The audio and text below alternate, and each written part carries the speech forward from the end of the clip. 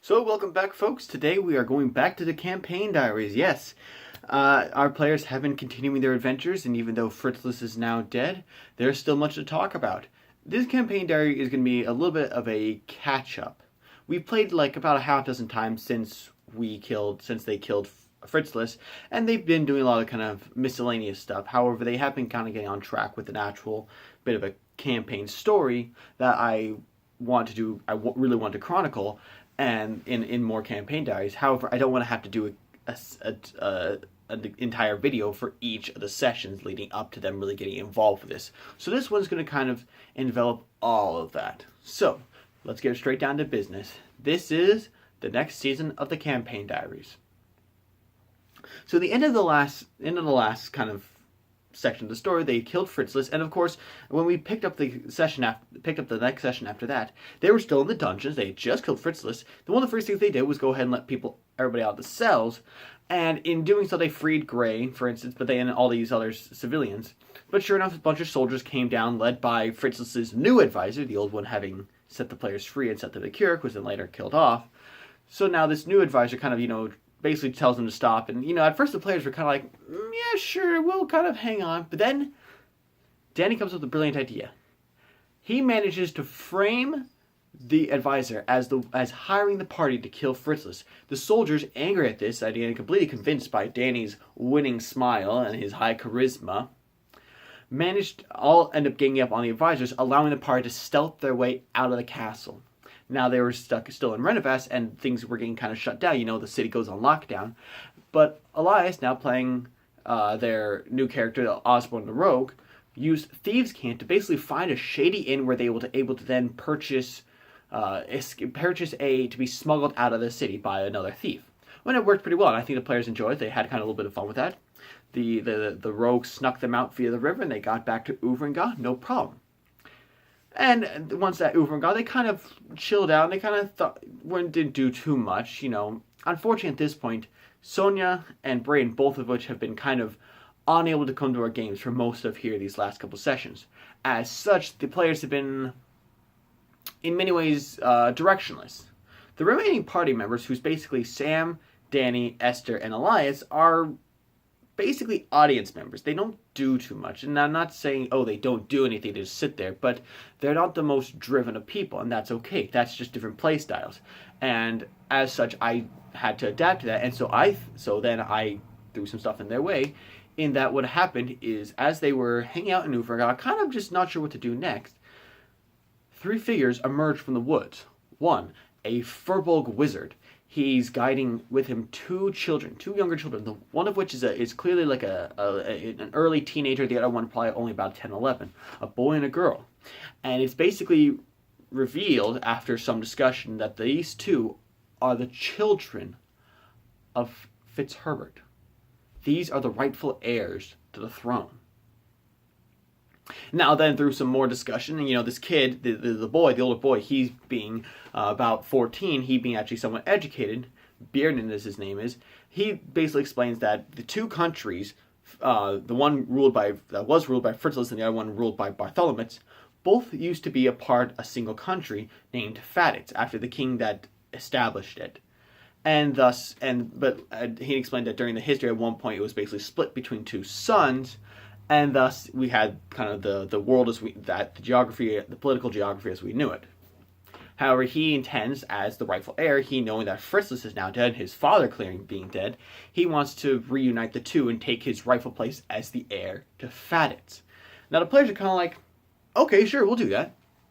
Unfortunately, a couple days prior, they had a couple elves rode up on horseback, all, in official uniform, from Endris to the west, and explained that the elves were going to come and basically keep a lid on things, make sure things didn't get too chaotic now that the head of the government was gone, because now the advisor's dead and Fritzolas is dead, so they were kind of there as a bit of an occupation for us. And the players were kind of like, all right, we don't want to deal with this, but when this kid shows up, they say, yeah, we kind of actually want to get the elves out of here so this kid can take his spot. I mean, they were kind of hesitant, but they also knew General Jerome, who had been at the Oovrenguard this whole time, was like, hey, I can help this kid out. I can be an advisor for him. And everybody's like, okay, that's cool. Now, I should mention that this Furbolg is named Entrop, and this is Sam's new character. He decided he wanted to try things a little bit different. He liked Illusphere, but he just wanted to try something different. So he decided that Illusphere was going to stay at Oovrenguard. Meanwhile, he's going to start playing his new wizard fighter, Furbolg, Entrop. Now, if you don't know what a Furbolg is, it's basically, I like to call them tree men. They're very in tune with nature-y creatures, kind of similar to Goliaths, which are like just giants in a way. Look them up. But so this is his new character we started playing with, and I think Sam actually enjoyed having Entrop. So now that they had Bearden and his sister, and they were trying to figure out what to do with them, they decided we needed to go to Endrist and talk to the king there in Valafel. And since Esther, is got connections to the king, we could probably get in, and we'll just tell the king, hey, we've got the kid, back off. And that's what they tried to do. However, on the way over, they rolled a 12 for their random encounter, and so I generated one, and they got 2 young blue dragons as they were traveling along the coast. And the dragons happened to go second. We had a guest who was playing, and they managed to get out of the way. They were playing another rogue. Well, the next turn, the dragons come up, and using their breath weapons, they circle the players and unleash both breath weapons. And Danny fails both dex saves, takes tons of damage, and proceeds to die.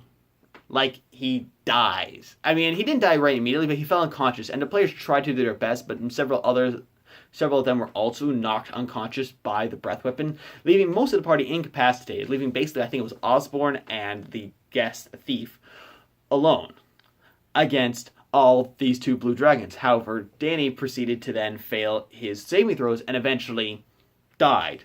Now, however, I didn't want Danny to just die in such a undramatic, just a boring way. So what I did is I had him roll basically an Arcana check. And what happened is I explained the moment he died, I explained, hey guys, resurrection is a thing. It does happen in my world. So you guys will have to find somebody to do this, but you can't bring Danny back. In which case, I kind of immediately softened the blow. People were like, okay. The next thing that happened is I had him roll an Arcana check, and he rolls like over a 20, and I explained that upon dying, all the magic that courses in you, you being a wild magic sorcerer, courses through you. Your body starts to glow, and a massive explosion of pure arcane energy ripples from your body. Immediately, the 2 dragons, admittedly frightened by this, fly off into the distance. And basically what I did is I said, Danny, you're now a ghost. And what I just said is, hey, you can talk, you can't really communicate with anybody. You're just kind of sitting there, and you kind of float by. I mean, Danny can see everything, but nobody can hear him, nobody can see him. He can interact with the world, he can move things, but only by succeeding on a Constitution check. And I think that was kind of fun for him. And so, fortunately, that was kind of the end of that session. So it was kind of like, okay, first things first, our next session we need to resurrect Danny. And so the next session was all about that. They went to Valafel, and they talked to the king, and the king's like, okay.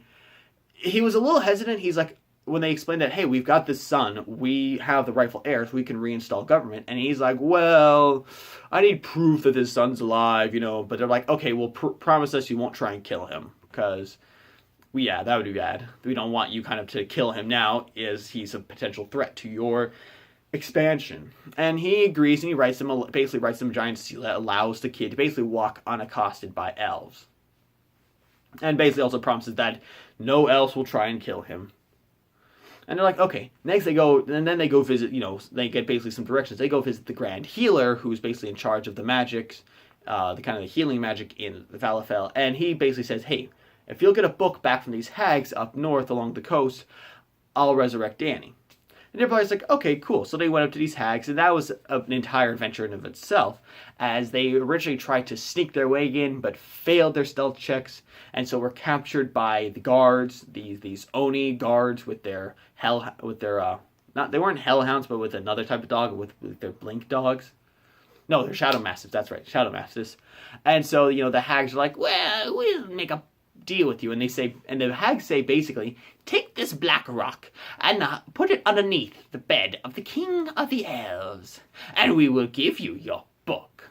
Of course, Esther, being like in a way almost like adopted pseudo daughter of the royal family, she's like, heck no, we're not doing that.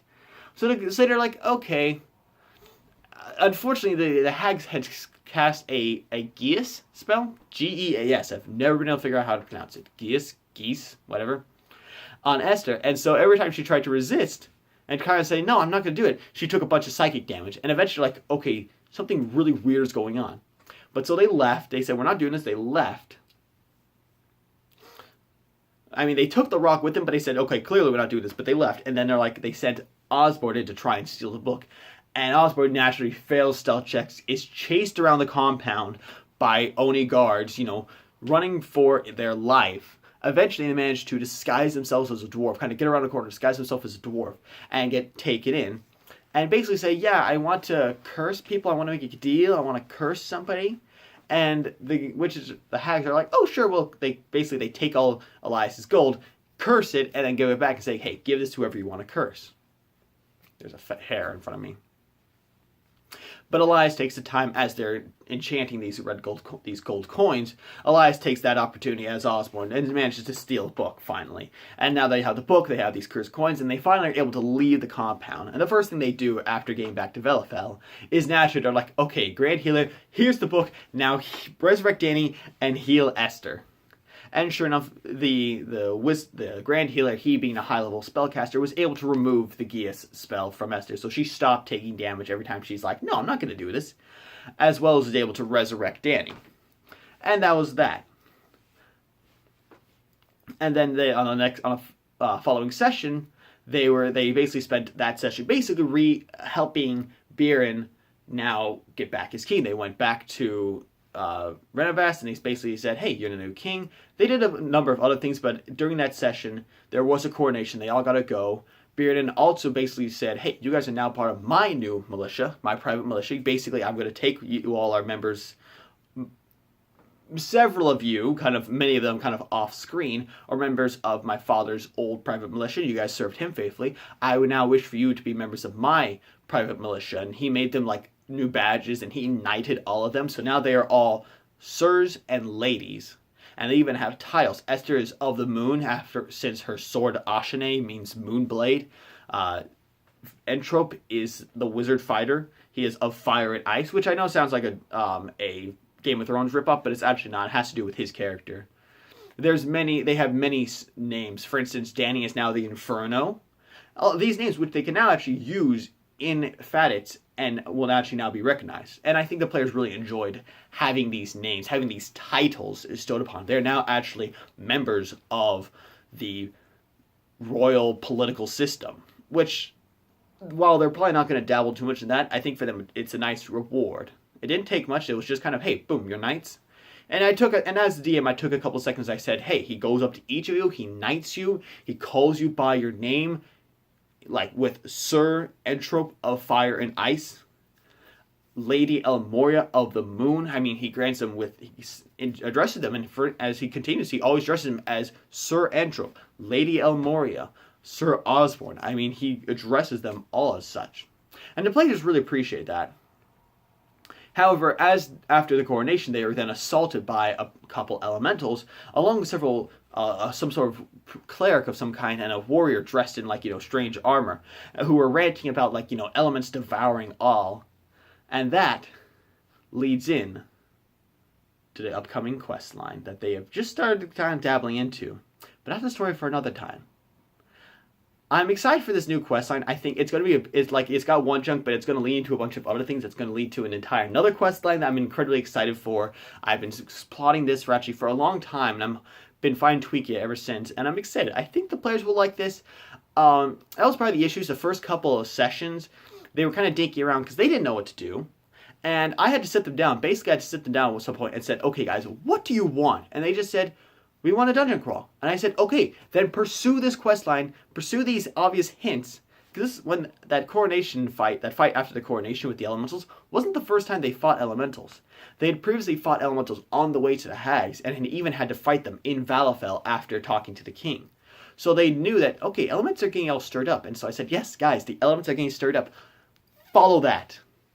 At one point, as they were trying to get out of Renavast, I know this is kind of a bit of a backtrack, but after killing Fritzolas and having all that stuff, at one point, Elias got separated from the group and ended up, as they were doing some crossing.